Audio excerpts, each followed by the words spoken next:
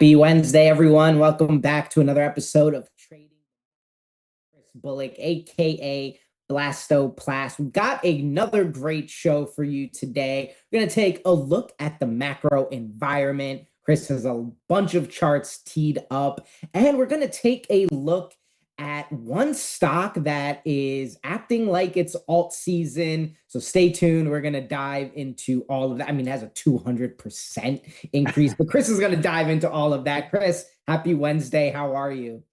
Doing well, thank you. Yes, so I want to start with talking about the stock markets because that's really the story these days. Crypto is just doing what it's doing, and until it decides to reverse, we're going to talk about stocks. So really the thing that's been going on with stocks lately is we know we've seen a decline off the top. We've seen a bit of a chop sideways in all the markets. We've seen the Nasdaq in particular bleed out a bit because of the tech stocks, software stocks primarily, and we've had a bit of a bounce. And so really what I've been looking at today is this bounce for real, or is this just, you know, a dead cat bounce and we're gonna leg lower? And so I wanted to dig into some just kind of macro indicators and some things I'm seeing and see if there's some meat on the bone, so to speak. So let's look at, just first of all, I want to kind of zoom in on the Nasdaq here. It basically came down and touched its 200-day moving average as support, which we can see it's touched on 3 different times, you know, really in the past year. Well, not past year, sorry, past 4 months, whatever. And it's sort of sitting right there. It had a nice bounce off of it too. And so again, I was like, this is at the bottom of the range. It's a nice bounce. Are we going to get rejected at the 20-day moving average here and roll back over? Or do we think we're going to move back up to the top of the range and start setting higher highs again?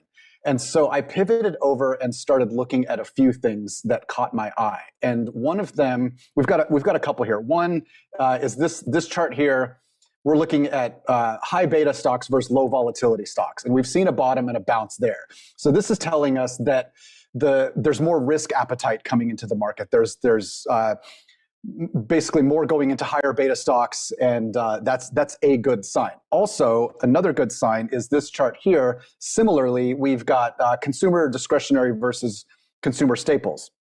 Also a sign of just risk coming in, you know, consumer discretionary bottoming, having a nice bounce. In addition, we have the financial sector down here also having a nice bounce. And then we've seen, again, I mentioned tech stocks bleeding out here and software stocks here. They look like they've also seen a bit of a bottom, or at least a stabilizing pattern, so to speak. So this is all signs that things potentially could keep going. And then I kind of took it a step further and I said, well, let's look at credit spreads, because that's also going to tell us what kind of risk is going on. And right now, credit spreads actually remain historically quite tight. Like they haven't moved much at all. And then this down here at the bottom is a breadth indicator.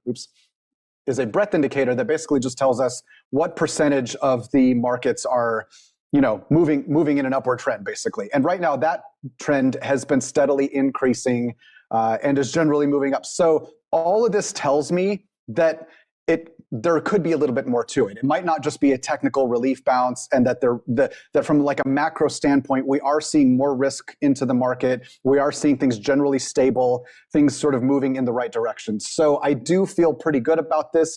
What I'm going to keep looking for, though, is for this breadth indicator to continue to rise up. I'd like to see it get up into the 70s. Right now, it's at about 62, 63. So if it can get up into the 70s, that's going to tell me that like things are moving really across the board and not just specific to a very narrow range of stocks. And that's what we want to see. We want to see everything moving sort of all at once. That's going to tell us that like things are really ideally healthy. So I like what I'm seeing. It's not like blowing the doors off yet, but it's still just, again, moving in the right direction. I think there's a little bit more to it than just a technical reflexive bounce. And so I feel pretty good about things. We've seen a huge bounce just in like AI stocks. If you can see my watch list, I'm not going to get into detail of what these are, but just the point being, there's a lot of green here we can see and very little red. And so we're seeing generally a bounce in terms of like hardware scarcity, things that are AI adjacent, you know, across the board are doing well. So I like what I'm seeing there too. Kind of a wild story that you touched on at the top of the show, Bijan, as part of that narrative. Rackspace technology that they're an IT company. They make like server racks and sort of hardware infrastructure for data centers and things like that. They announced a partnership with Palantir just this morning, and we can see based off the back of that announcement, just since yesterday, their stock is up 240%. On the day. I mean, so again, this, like you said, this is your alt season right here that we keep talking about in crypto that everybody's waiting for. Like, it's happening. It's just in AI stocks right now. So that's the headlines these days. We can get into crypto in a minute, but yeah, I just wanted to kind of start off the show, give a brief sort of breakdown of what we were looking at macro wise, and then go from there. Yeah, absolutely. And just a reminder, guys, if you have any questions, just throw them into the live chat on X or platform, and we'll see what we can get to. Now, Kris, we saw some promising signs, just a moment ago about the market, having a potential rebound. And I love that it's not just one sign, it's multiple things that give you kind of your reasoning behind that. Now, how connected do you think that is to the crypto market? Is it as simple as once these things start turning, or we get confirmed turns on this, it'll start trickling into crypto, or is that correlation just completely broken at this point? I think it's largely broken. Now, that's not to say it's permanently broken, but certainly the correlation is off right now. So if we look at Bitcoin right here, we can see that a lot of people have been sort of equating Bitcoin to like a software stock. That's been a constant narrative. And if I overlay, let me just show what I mean by that. So like if we look at this, so here's Bitcoin. If we overlay IGV on top of it,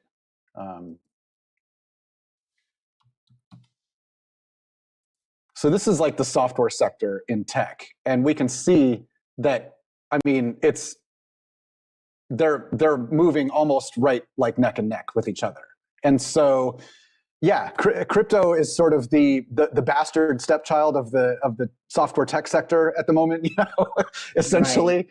Right. And I think that until that narrative breaks, it's going to continue to go down. Now, that's not to say that it won't. I think that crypto and Bitcoin in particular will have its day. I just don't see it happening right away. And I think really what needs to happen for that to take place is just, we're not seeing enough risk on yet. Like, we're still seeing, things are still a little tenuous, still a little choppy. There's plenty of geopolitical uncertainty right now going on. There's plenty of Fed uncertainty going on right now. And there's a lot of things like that we need to change. We need to have the Clarity Act come into place. We need to, I think, until the new Fed chair comes in and starts implementing some of those policy changes, crypto is going to stay just sort of meh, It probably will go down lower than it is right now. It's been chopping sideways, as we can see here, for a week or two. I don't expect this to last. Even if we do get a rally up to like the 74 level, I would look at that as more of a like sell into the rally kind of thing, short the rally, than like we're back on and it's gonna go to all-time highs again. I still think that I've been maintaining for a while now that it's gonna be some months really before we ultimately bottom out in crypto. And I continue to say Q2, Q3 for the bottom and the resumption of any kind of real bull trend. And that's provided a lot of those things that I just mentioned go right. The new Fed chair coming in actually implements policies that are conducive to, a good liquidity environment for crypto. Same thing with the Clarity Act, like none of those things in and of themselves are going to flip the switch, but we also need all of those things in place in order for the shift to happen. And so, that's really what I'm waiting for. In the sense, or with crypto, like there are still some good things going on. I keep mentioning like Hyperliquid as a thing, although Hyperliquid has since leveled off a little bit, but it's holding support right here. I still maintain that it's a good buy, and that's primarily because of its involvement with or its ability to trade commodity perps on chain now. So people are trading gold and futures perps basically on Hyperliquid. That's benefiting it. And then separately from that, Pax Gold continues to be the story because gold continues to be the story. Gold has really, I think, bottomed out and is going to continue to remain strong, certainly outpace Bitcoin and the like. And I think too, I wanted to touch on the story. I saw the story this morning that Wintermute, that large market maker, they are going to start offering a OTC desk for tokenized gold products, basically. And so that's great because the more liquidity into that sector, the better. That makes it more of a viable option for larger holders that want to stay within the crypto ecosystem and continue to sort of hedge while using crypto rails. I was surprised to see that basically on-chain gold trading volume exceeded the top 5 gold ETFs combined in Q4. So this is a viable sector that people are using, and they like it because you can trade gold 24/7 basically on crypto rails, as opposed to having to go through the traditional finance, ETFs and only do it during market hours and things like that. So this is going to continue to grow. And I think that that's only a good thing. And I think that that remains a really strong option for people right now who want to stabilize their bleeding crypto portfolio and don't want to leave the crypto ecosystem. I think Pax Gold is a really, really strong approach and get on it basically. Yeah, and I think that's great for the people that are trading gold. Like you said, you're trading 24/7. So even people that aren't normally on crypto rails could be interested in coming into this because they just have a new avenue to trade and just more time to trade it. And then I love that it just keeps that money within the crypto ecosystem. So making it easier to eventually swap that PaxG into a Bitcoin or whatever else that you're interested in. So that could be something promising down the line once this the gold hype dies down a bit, if that does happen.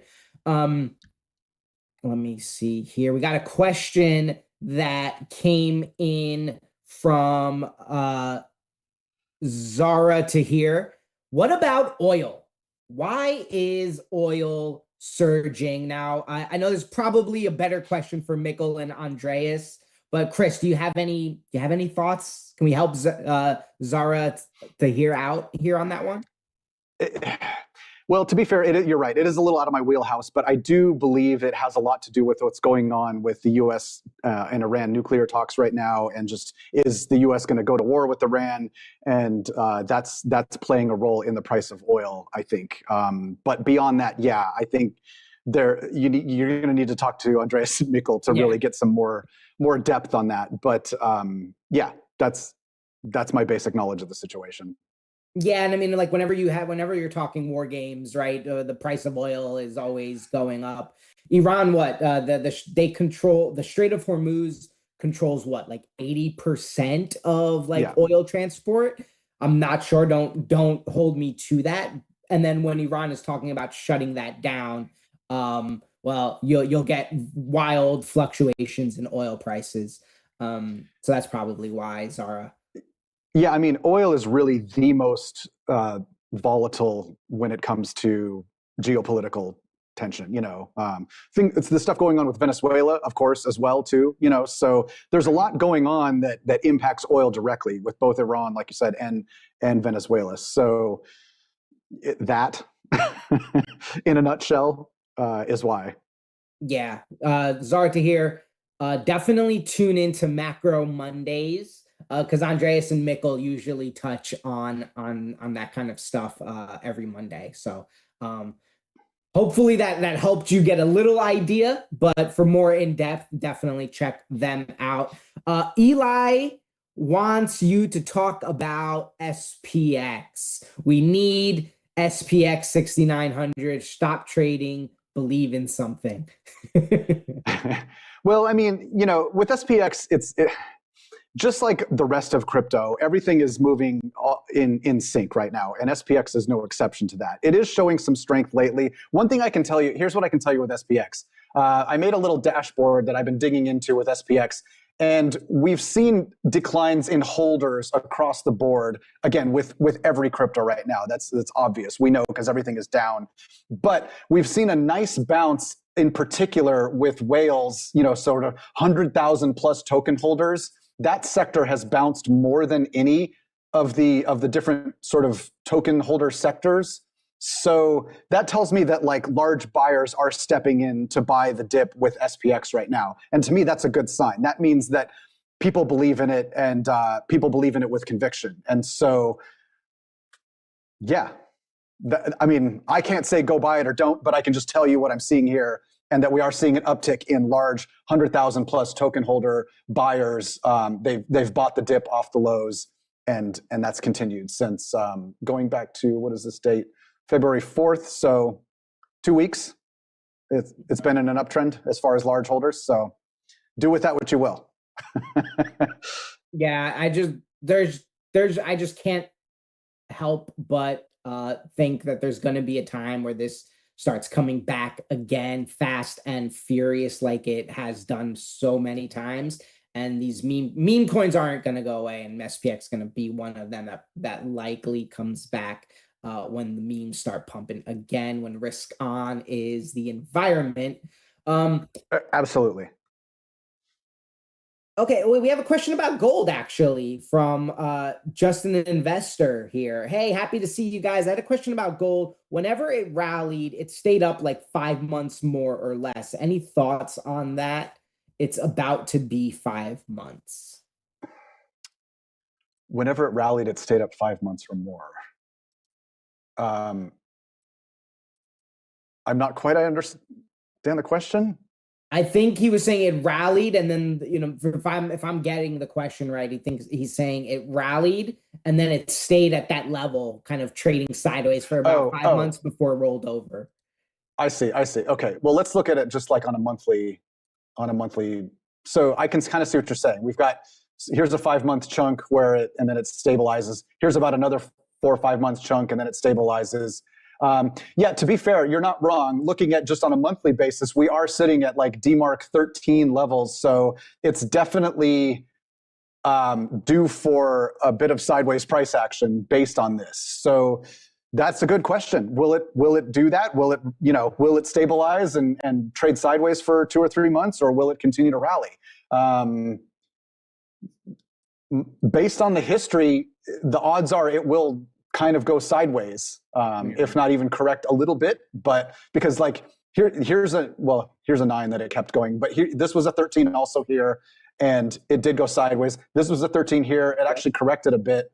Also a 13 here, and it went sideways for a while. So we'll see. But you're not wrong. Yes, that's a good observation. And past results don't predict the future. So that doesn't mean that because it's done it 4 or 5 times in a row that it's automatically going to do that again. But the odds are in favor of that happening, I would say. Yeah, and just like it's just been running for so long, it's broken all-time highs. It just feels like it's due for a correction just outside of the chart. It just feels like it's been running for a very long time for something that it traditionally doesn't like have the moment that it just had. So I can't help but feel that's going to die down soon. But just an investor, we shall see. But thanks for the observation. Definitely something we'll keep an eye on. Speaking of keeping an eye on things, AI, guys, obviously, as you know, we've been talking about it more and more. You've been seeing it all over the timeline more and more. You've been seeing the AI stocks ripping, the infrastructure ripping. So we're going to be keeping an eye on AI a lot more on this show as well. Kris, do you want to tell them a little bit about what we have coming to Trading the Markets? Yeah. So starting next week, is it? I think, yeah. Next week, the format of the show is going to change, and we're going to focus basically on AI, like you said, and not AI stocks or AI investing, but rather how we use AI to become better investors. And what I mean by that is how we use AI to research and distill information from podcasts and Substack and whatever articles and things like that, or how we use AI to create indicators or dashboards or news releases or anything like that. So much of us within the Real Vision community are using AI every single day to improve just our efficiency in how we go about our investing practices. And so we thought it would be good to actually focus a show on that and just talk about how we're using AI, like specifically, like I'm going to talk about, hey, I made an indicator that I needed. So I went on Claude Code and I said, I need an indicator to do X, Y, Z, and it made me an indicator. And so I'm going to talk about that indicator and why I needed it and maybe what I typed in to sort of get that output and actually share, in depth how we're using AI and have it be like a community type show where we have community members come on every week and share how they're using AI too, so that we can use the show as like a hive mind, like a giant AI show and tell, so that we can inspire each other to get out there and get our hands dirty and use AI more to improve our just investing skills and investing outcomes and things like that. And so I thought it would be a really fun show. I don't really know of anything else like that out there. If there is, I haven't seen it. And I think it's cool to like spend some time talking about ways people are using AI, and so that we can be inspired to go out and use AI that way ourselves. And so I'm excited. I think it's going to be great. And I'm looking forward to it. Yeah, it's going to be a great show. It's going to be a little more interactive as well. Like Kris said, we're going to have RV community members coming in, sharing what they're doing with AI. So stay tuned. And if there's anything that you want to see on the show, or you have like a way that you use AI that you would like to see us dive into as well, just shoot us a note, and we're more than welcome to feedback and shaping it in the way that you guys want to see it. So with that, we'll see you guys next week. And of course, it's not just going to, with our show on AI, we actually have an AI week coming next week, where we are trading the future here on Real Vision, and we're talking all of things AI, kind of how AI fits into crypto, into macro, into our future that we're, into our economic future. We're going to be diving into all of that. David Matten, Andreas, Julian, Jamie Coots, Sebastian Purcell, of course, Rao, are all going to be talking about AI next week. So make sure you tune in. We're also launching a trade competition that starts February 23rd, that same week of our Trading the Future week. And we got some great prizes, actually, a little bit different. I'm told one of the winners will get to sit with Andreas and have a personal portfolio review, which is really cool. So make sure you sign up and then check out AI Week or Trading the Future next week. And of course, we have an RV Connect offer for you guys. So stay tuned to Raopow Journeyman tomorrow for more details on that. So you can get that Connect offer, and you can just be ready for Trading the Future week next week. So we'll see you guys all next week. Tune into Raopow Journeyman for RV Connect offer and more information on Trading the Future. And we'll see you in the future for our AI show. And we'll see you guys on Monday as well for our live show in Discord. But really quickly, we had one last question. But instead of taking this, Parakachas, sorry if I'm saying that wrong again, wanted to know about Venice token. But on Monday's show, we actually did a whole charting session on Venice. Kris actually added that to his watch list as well. So check out that show, Parakachas. We dove into Venice, so you can see all of that. Until then, guys, don't fuck this up. Have a great week. We'll see you all next week.